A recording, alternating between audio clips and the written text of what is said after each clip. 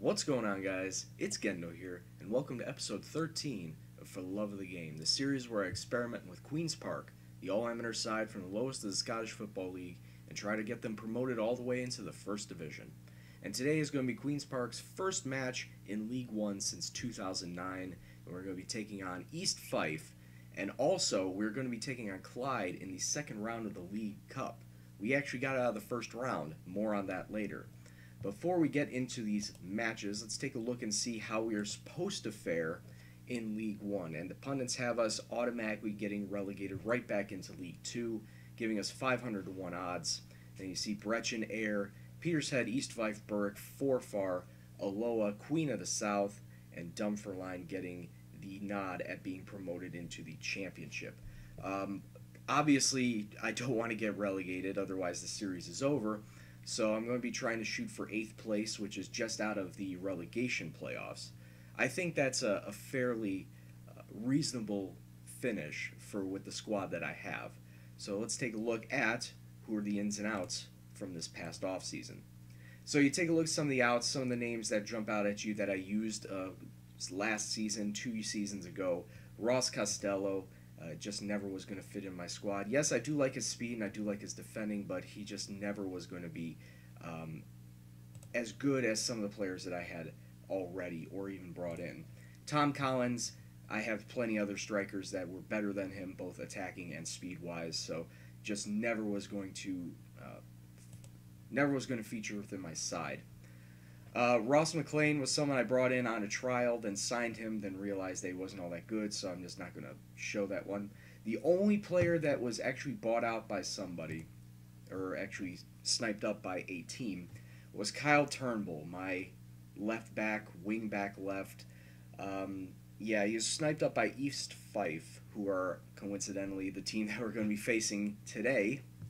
So, yeah, I'm really miffed at that because he was my one true wing back, and that really puts a damper on my figure 8 formation. Since I don't have any left backs that can play in the wing, they're really awkward at the wing, so I have to drop at least that one back, if not make it just a 4-2-4 instead of the figure 8. And then the final two that left were Ian Gray, just not all that great, and Martin McBride. He was starting to age, his speed was starting to go down, and I had brought in another midfielder, as well as I can use Andy Gaston, that the 16-year-old kid that I brought in from the youth squad last season, that the regen that just came in last season. So much better than him, a lot younger, of course, and I figure he's going to get some more match time. So Martin McBride just wasn't going to factor into the squad either. So then we take a look at some of the ins, and the first one that jumps out was Andy Jackson, a 29-year-old Irish striker.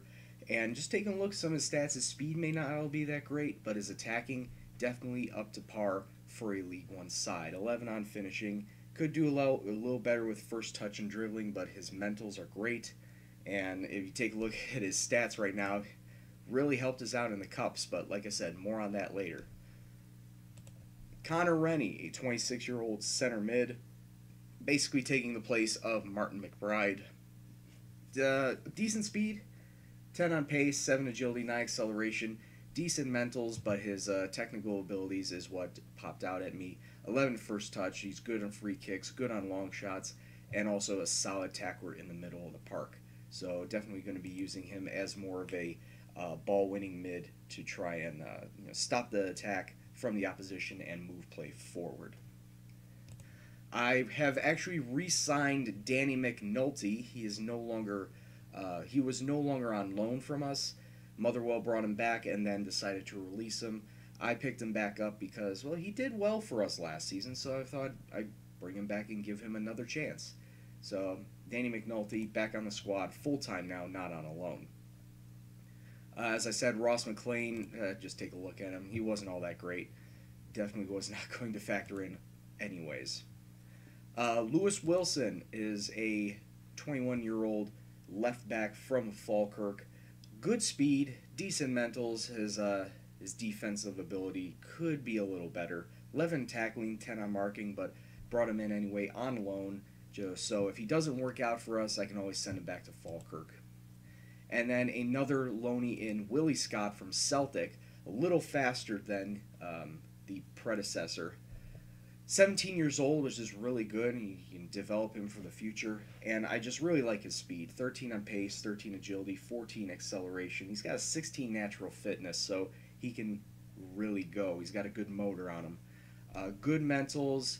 As far as defensive ability, not as great, but you can always train him to do a little better. 9 in tackling, 8 in marking, so you can always stand to do a little better, but not bad for a 17-year-old.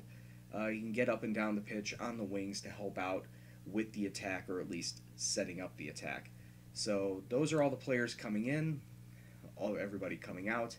Now let's take a look at how we fared in the friendlies and the cups. And I'm not even going to get into the friendlies. They did not even do all that well, because when you face Hibs, Blackburn, Heerenveen, there's just no way you're going to win.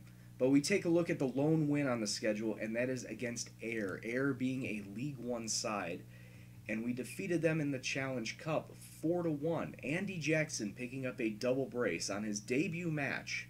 Look at that, just one goal, yes, in the 12th minute, and then Ayr answered back 10 minutes later due to an own goal by our keeper. But then Andy Jackson picking up a hat trick of goals in 20 minutes in the second half, easily sealing the victory. Yes, Ayr had a little better possession on the day, a little better shots, but Queen's Park just taking advantage of the chances they were given and scoring 4. Something I did not expect. Like I said, I don't really care about all the cups, but then we pull Clyde in the second round of the Challenge Cups, and I'm going, yes, we need to do this match. They are our biggest rivals. Unfortunately, we did not have the same luck in the Scottish League Cup, as we were down by Dunfermline 3-2. Andy Jackson picking up another goal, Andy McKinnon in the 87th minute as more of a consolation goal at that point, but Dunfermline had pretty much sealed the victory by the 50th minute.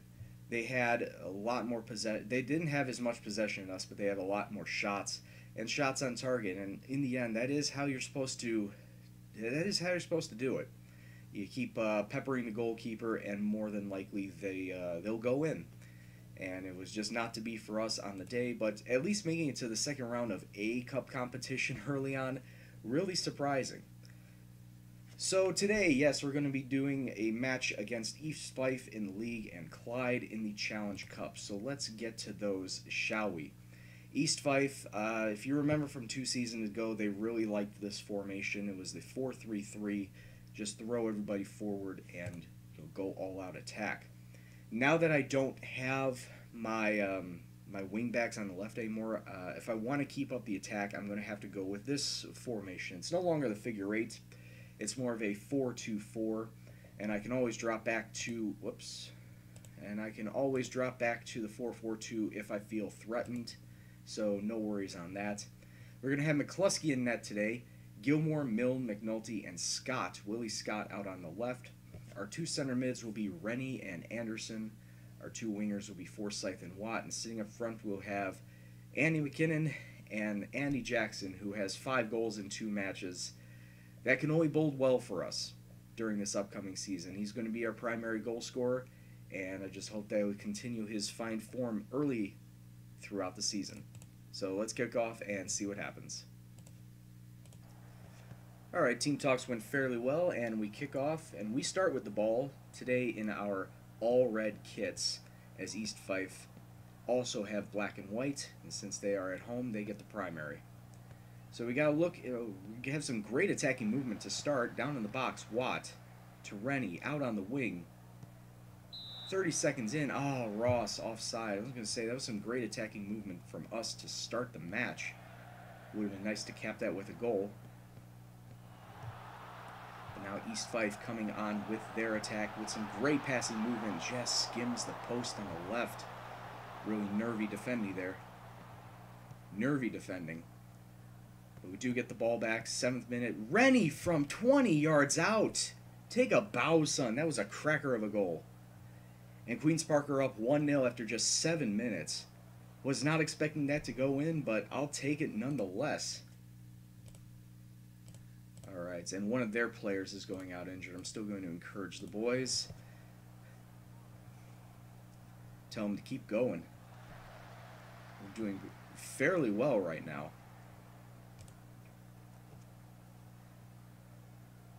Corner from us, Forsyth whipping it in. Nobody on the end. McKinnon gets it back into Forsyth. Another cross. What? Josh Watts smacking it off the goalkeeper's thigh, and it goes into the goal. It's 2-0 to Queen's Park after just a half hour. We need to keep this up. We need to keep the pressure up. We've taken 2 shots, and both of them have been on target, and both of them have been goals. East Fife, however, have taken only 4 shots and only 1 of them on target. Not really troubling the goalkeeper except from that first highlight where an East Fife player skimmed it past the left post. But halftime 2-0 away from home against East Fife, that bodes very well from us. Keep it up, boys.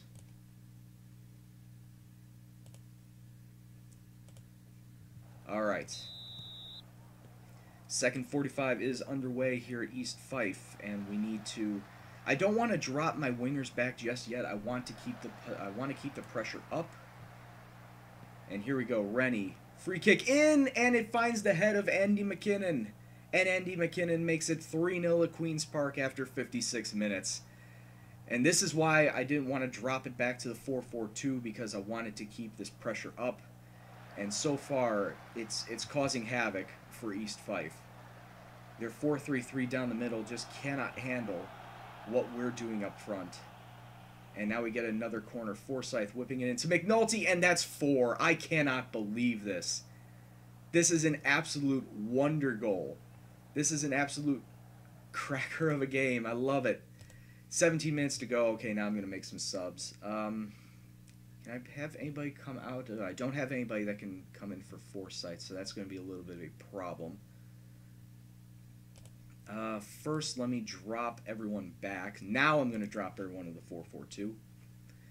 And, yeah, I still don't have anybody can play out on the left.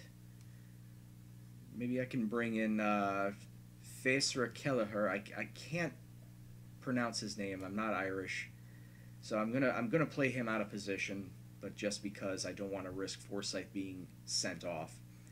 For Anderson, we're going to have David Sinclair come in for him. And Danny McNulty is going to be subbed out for Andy McLean. So we're going to make all 3 subs with 17 minutes left, and I trust my boys will not concede 4 in the next 17 minutes. And time is just ticking away. 4 minutes left in the match. And East Fife finally getting their first major attack within the last half hour, and it just goes well wide. 2 minutes of stoppage time. And East Fife looking to get one last attack here. And McLean resetting it to McCluskey. But we do get the ball back. Watts now with a ton of space out on the right wing. Just East Fife letting him run until he gets taken off the ball. But we do get it back near midfield. Rennie swings it out to Kelleher on the left. He do have some good crossing. He gets it into the box. Ooh, good shot from McKinnon there. But an even better save from the East Fife goalkeeper. Now 30 seconds left in this stoppage time. I didn't think there was going to be a goal there, but 4-0, an absolute wondrous result in this first match of the league. Now just a ton of passing through the middle of the park. Not much happening here as time is winding down. 10 seconds left.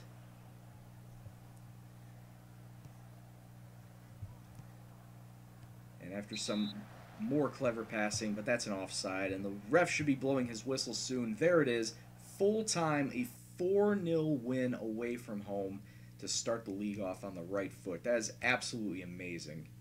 Good job, boys. Very nice victory. So there it is. We are now sitting after one match, top of the table. Of course, it is just early on, but sitting there, seeing your name at the top of the league table early on is always wondrous to see. Alright, so when we come back, it will be the match against Clyde in the second round of the Challenge Cup. Sit tight, and we'll be right back. Alright, and here we are. We're going to be taking on Clyde, at Clyde, for the second round of this Challenge Cup. 625 people out of 8,000 are going to be seeing this at the Broadwood Stadium. And as we take a look, Clyde running a 4-4-2 We're, of course, are going to be sticking with our 4-2-4. Not a lot of changes, but there are some personnel switches. Like Sinclair and Downey are going to be the two starting center mids. Stuart Milne is coming in on the right for Ross Gilmore as fitness issues, but then again, a lot of people are kind of knackered still from that last match. So we're going to have to get on as well as we can to try and take out Clyde and move on to the third round. Jordan Garden coming in for Andy McKinnon as, like I said, another fitness thing. But most of the rest of the squad is pretty much the same. So let's kick off and see what happens. Alright, team talks are done, and let's get this going. Once again, we are in our all-red kits, as Clyde's primaries are white and black. So maybe the run of red kits, run of form from the red kits will actually help us in this match. But after 15 minutes, not a lot of things have happened. We have had a couple of shots, apparently, due to the stats, but apparently nothing worth showing. And already we have a yellow card. Danny McNulty. May have to sub him out at halftime just so I don't have to worry about him. Oh, and he gets injured too, even better. But after 30 minutes, we do have some sort of attack. We had a deep throw in. Unfortunately, that is taken off of us by Clyde, and they come forward on the attack.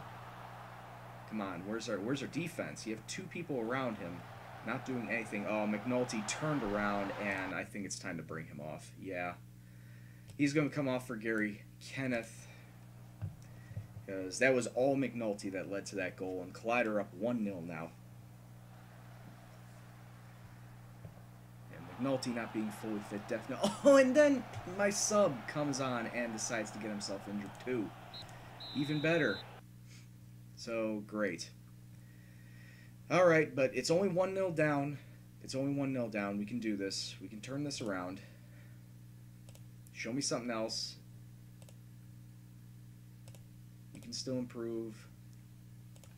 And still improve. And people up front. I'm not happy with your finishing.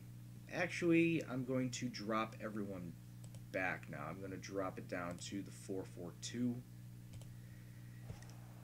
And see if maybe we can have a little more control of this match. Actually hold on to the ball a little bit more.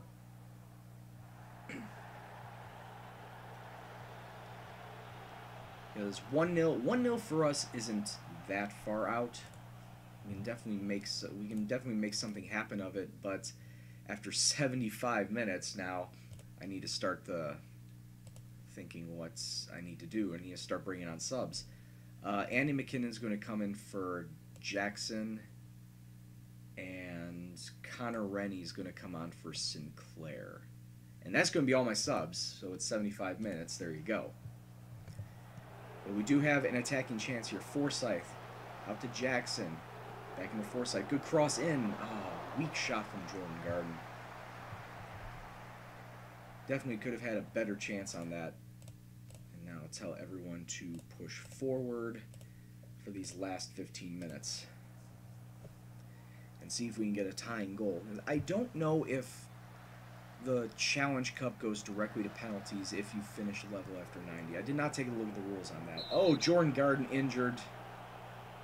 That's not good, but that's also a yellow card there. I cannot bring on a sub for Jordan Garden, so this match is going to finish with 10 men on either side. Oi. Okay. Here we go. It's 10 on 10 football now.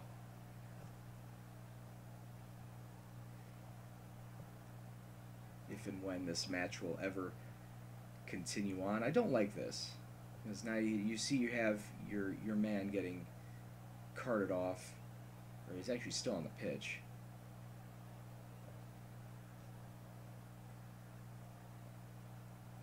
Yeah, hold on. Alright, now after that long little bit of thing. Oh, and Connor Rennie, the super sub, comes in and just top corners it from the free kick. And it's 1-1. It's 1-1 after 83 minutes. Wonderful scenes here at Clyde. And now we have 3 minutes of stoppage time. But that's all done. I guess we are going into extra time. is no... Or it's not straight into penalties, it's just right into extra time. Or... Hold up.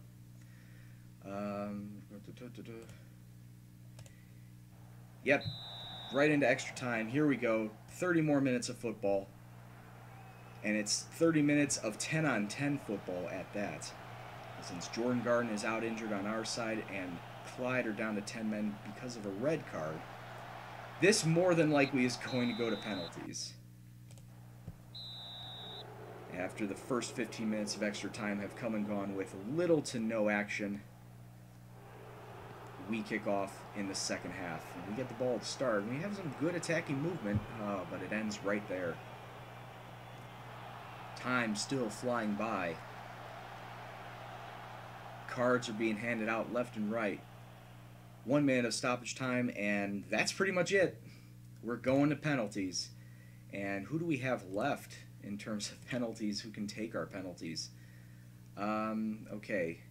So we have... I'd rather have Graham Forsyth up top, then Downey, then Watts, then Stuart Milne, then Andy McLean. No, I'll keep Connor Rennie there. Andy McLean over that. Andy McKinnon there. Kenneth Scott. Yeah. Alright. Here we go. Graham Forsyth steps up, takes a shot, and it's 1-0 to Queen's Park. Good start. Clyde looking to equalize. And there it is, 1-1. Jack Downey slots it home, 2-1.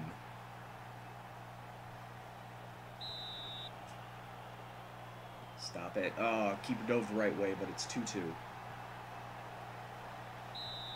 Josh Watt. Oh, off the post. Misfortune as he slams it off the post. And it gives Clyde the opportunity. Clyde are now up 3-2. Stuart Milne. Stuart Milne evens it up. But Clyde have the advantage. We need a stop. We need a miss. Oh, keeper. Moved the right way, but just did not get a hand on it. Connor Rennie to keep us alive. It's 4-4. It's do or die time. Will Clyde make it through? Oh, it went under the goalkeeper. Keeper dove the right way, but he went too high. And Clyde advanced through penalties. 5-4. Not bad. It was great to get to this point. But to lose on 10-on-10 football and to lose to your bitter rivals, that's pretty heartbreaking, especially on penalties. But, you know, that's one less competition we have to worry about to keep us fit throughout the league season. So it would have been nice. It would have been nice to have the extra money from advancing in the Challenge Cup, but in the end, I didn't really think we were going to go this far in the first place. So... until next time, we'll probably come back for Ayr and the Scottish Cup, if not Ayr and Alloa. We may pass over the Scottish Cup. But yeah, Ayr and Alloa will be the next time we will livecom. So until that time, I'd like to thank you very much for watching. If you like what you saw, please hit the like button, subscribe if you're new. Comments, suggestions, questions, anything else, please leave in the comment box below. But until next time, this is Gendo. And I will see you in the next video. Take care, and peace out. Oh, 4 or 5 weeks for both of them? Ugh.